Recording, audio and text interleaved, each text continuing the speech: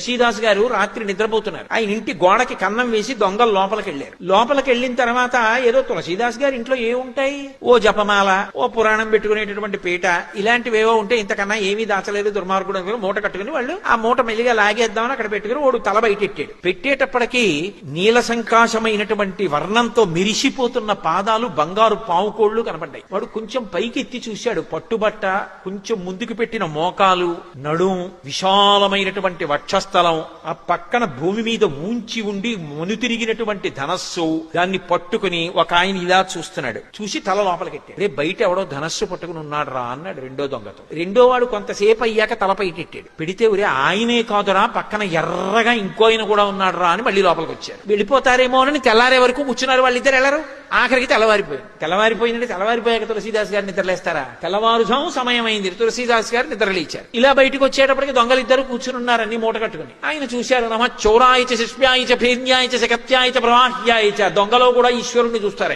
ఆయన అన్నారు, అయ్యయ్యో అదేమిటి అలా మూట కట్టు కూర్చున్నారు, వెళ్ళిపోయారా అన్నారు. ఆ పాటి ఇంగిత జ్ఞానం మాకు లేక కాదు. బయటికి ఎడదామంటే ఇద్దరు నించున్నారు. ఒకడు నల్లగా ఉన్నాడు, ఒకడు ఎర్రగా ఉన్నాడు. రాత్రంతా నించునే ఉన్నారు. పైగా చేతిలో కోదండాలున్నాయి. ఇలా చూస్తున్నారు. కానీ ఎంత అందంగా ఉన్నారు. అలా చూసిన వాళ్ళ అంతం ఏమిటో అలా ఉంది. ఎవరు వాళ్ళని తులసీదాస్ గారిని అడిగారు. తులసీదాస్ గారు